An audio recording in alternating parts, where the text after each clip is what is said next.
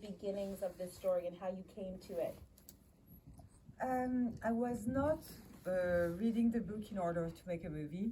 I got an abortion myself, and I wanted to read about it. And first thing that struck me that I didn't know much about the true process of illegal abortion. And also I realized that if I have to compare my experience to this one, I would say that medicalized goes through some kind of routine, even though things can always happen. Whereas illegal abortion is all about random, like who she's gonna meet, are those people gonna help or turn her down to the police, is she going to end up in jail or even dead, you know? So some kind of a suspense that I thought was unbearable.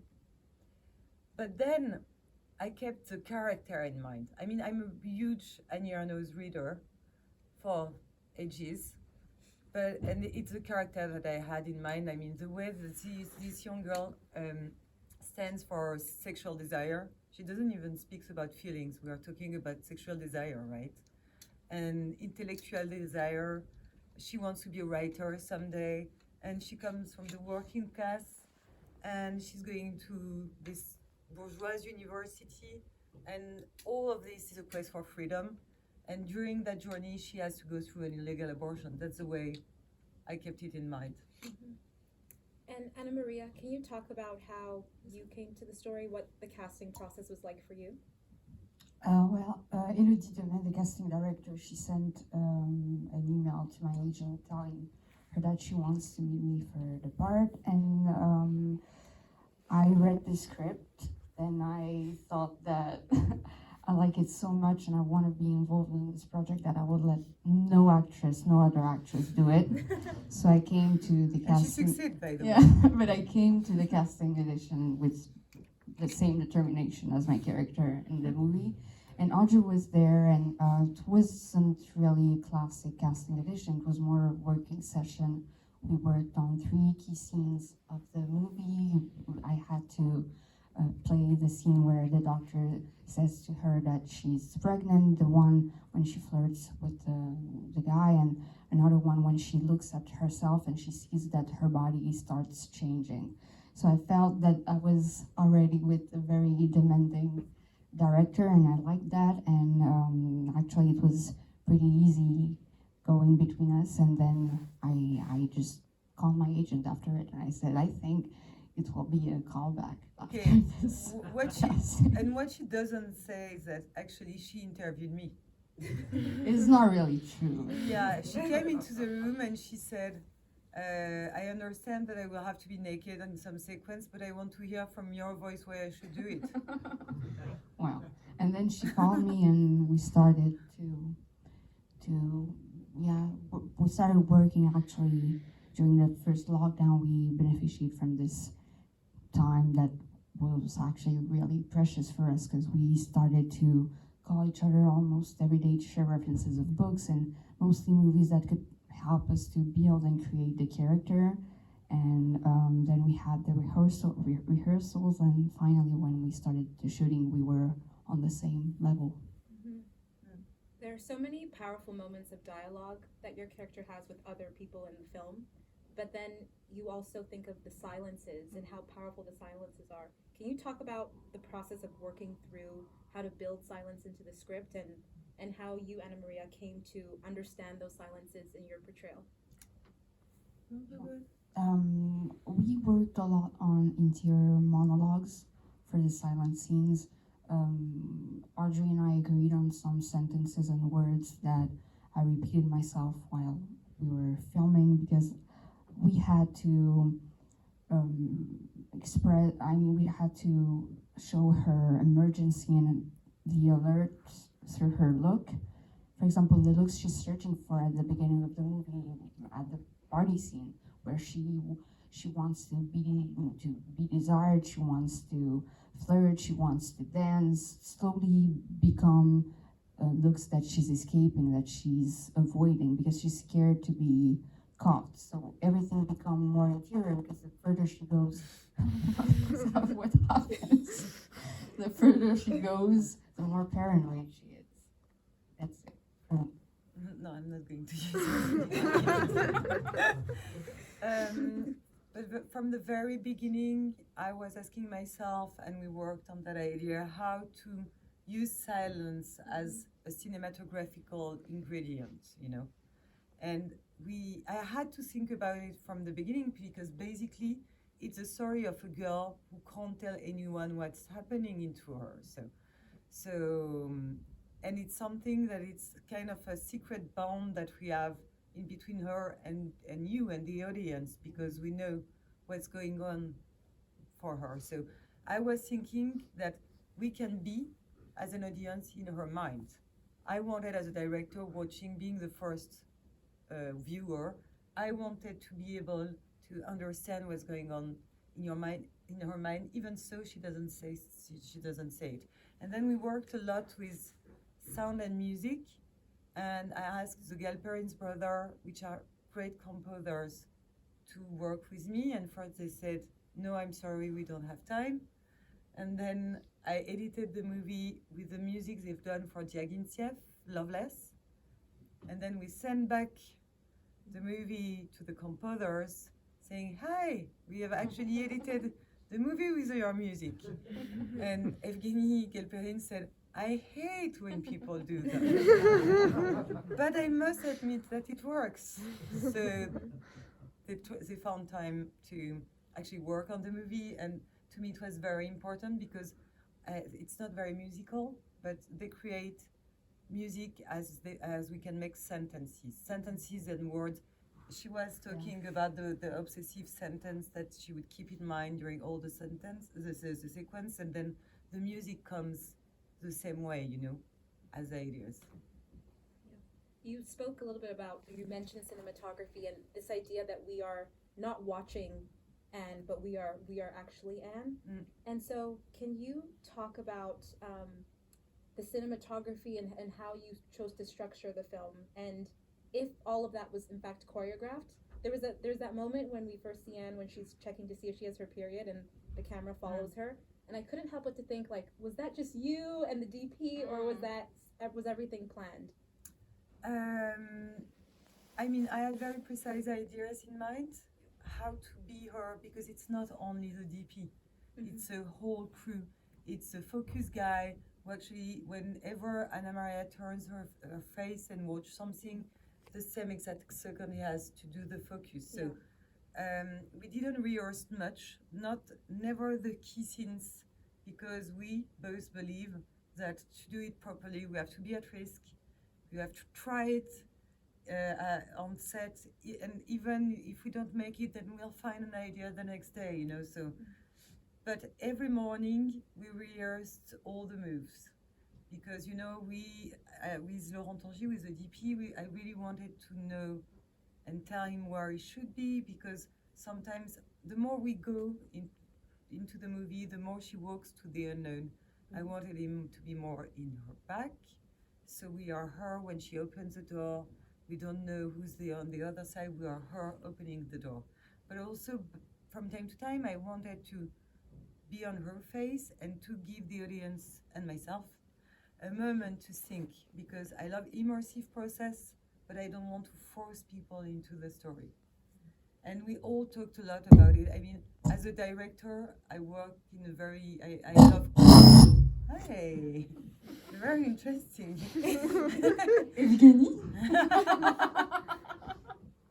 Yeah, Music guy. he's pissed with what I said about it. But I like all the crew to collaborate, and we try to find a way to make it together.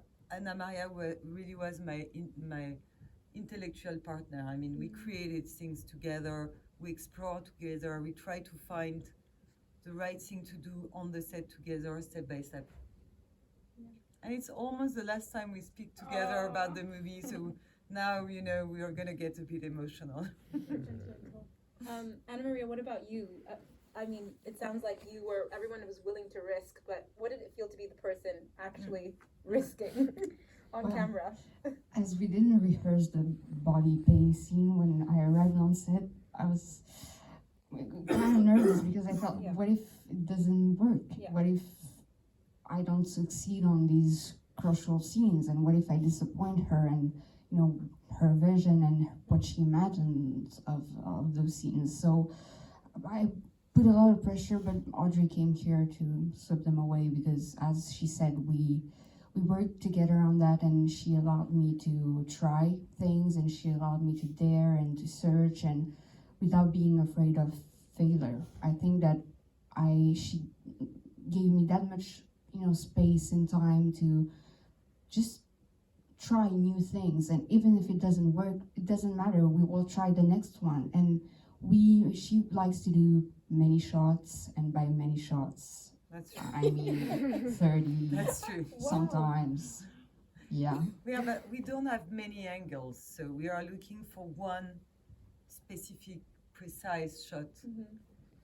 And sometimes it's easy, and of course I realize that sometimes it's harder because it's her being on screen and all these emotions you have to pull. And sometimes actually the needle sequence, I was crying so loudly that the sound engineer came to me and said, "Audrey, I'm sorry I can't hear Anamaria anymore. So can you go a bit further?" So I know how difficult it is for her and what I ask her. But So actually, for those scenes, doing many shots was really helpful for me because the more you go into it and the more you repeat them, you kind of forget about yourself. And I think that this is not a long dialogue scene where you can analyze every sentence. It's about feelings, and you just have to not think that much and just let things go. And this is how the character aroused. So I just trusted her, and I think we've secured the meaning before. The most important part of our work was to secure the meaning, what we want to say through every sequence, so she knows, as I know, what we're fighting for. And then we can decide whereas we should stop or go further. On this note of tears, you crying, we were outside talking about how people faint during the screening of this film. not so much in America. Not so much in America. It happened, but it's very interesting because they were mostly men. Oh. Who told me we didn't know actually. So I truly believe it because if I have a lack of representation and knowledge, of course I can hear that some men have less, and it didn't existed in their mind.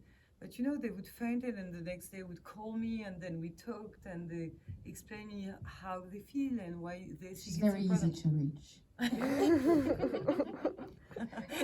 I don't know how to take this, but yes, I mean that was. I mean, I don't know how to feel about that idea because, of course, I wanted to convene the viewer's body, of course, but I never intend to be shocking. I think reality is shocking, and that I have in mind all the time. Like the shots are long, but as I don't have many angles, I can't edit too much. So the right length of each sequence has to be found on set. So if it's too short, like if I say Anamaria is suffering, I ask her to show it to you, it will take 2 seconds, then but you don't feel it. If she managed to, we keep rolling and she manages to do it during more time, then you will start to feel it in your body. But if we go too far that way, then we become provocative. So the right length, not too short, not too long, was a matter, and that's also one of the reasons why we keep doing more shots. It's not only my fault. Well, your points actually make me think about what Annie Ernaux, the author, memoirist, wrote. This idea about an unbearable image, and I'm curious about what you think about that. This idea of an unbearable image in writing or even in film. Is there something that is too unbearable to be seen? No, because when she writes, she does it in order to enlighten something that is hidden all the time. Yeah. So if she doesn't look away, telling us her experience, I can't adapt the book. Try to be her. So try to put my eyes wherever she would put hers. And sometimes she doesn't want to see, but still she'll have a glimpse of it because she can't help it. So I'm not going to avoid that because it would be some kind of a betrayal regarding the Beijing project. And one of the reasons those matters are always discussed, I think, is that we debate pros and against abortion without exactly knowing what this is. Mm-hmm. So I completely agree with the idea of trying to picture this reality in order for me to share it with people who wants to discuss. I mean, I don't think that movies are only political, but at some point they become, you know, and I think that what's very intimate is usually very political. So to me, I really needed, if we want to go against silence, I really needed to portray that in the fairest way I could. Yeah. Anamaria, you're smiling. Why? Any Yeah, comment? I'm wondering. Even I am wondering. She likes what you said. Yeah, I love what you said. The first way I could, I often say that. This is Am I stealing your words? No, we started to say the same things at the same time, so. Okay, I have one more question for you before I open it up. So everyone get prepared with your question. So abortion is a topic that many people are divided on and continues to be a hot topic around the States when we see the lack of access women have to choose. And I think when I was watching the film, what I was so inspired by was that it's a film about abortion, yes, but it's also a film about sexual desire, freedom, choice, education, a woman's coming of age story. And so I'm curious for both of you, when you think about this film and the idea that a person would say, I'm not going to watch that because it's a story about an abortion, for example, do you think that idea completely misses the mark? Do you think that there is in fact a bigger conversation that your film brings forward? Okay, first of all, I from the beginning I was asking myself who I make the movie for. Yeah. So young people who maybe discover, or older people, and some of them experienced it. Women, men, any gender, or am I making the movie for people who do agree with me? And then I was like, no, of course not. I'm also making the movie for people who don't agree with me. Because if you only talk with people who agree with you, then, you know, I'm happy that we all agree, but it's a limited experience. And then to me, it was very important that I don't judge my characters, and I don't think that I give answers. I portray one reality, and then we see what question pops up, you know. And sometimes people who are against abortion came, and we managed to talk and discuss, you know, and ask ourselves, for instance, what level of pain we think we should accept toward a human being in general, you know, just to open a discussion. And some nights have been beautiful because we've made it to be talking to each other.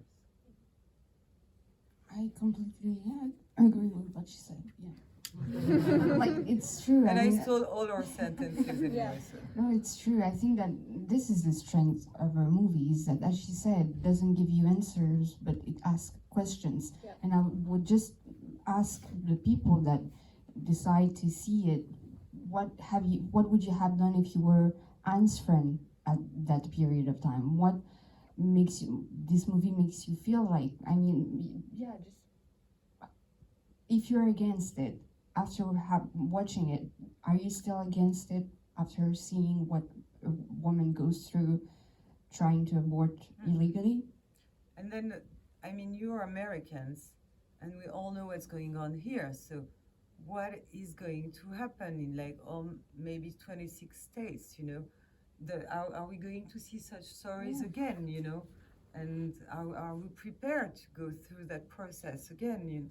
I mean, it's very, after tomorrow I'm going to Atlanta, and I'd be willing to have this conversation even more, you know? Thank you. Let's open it up. Any questions? Yes.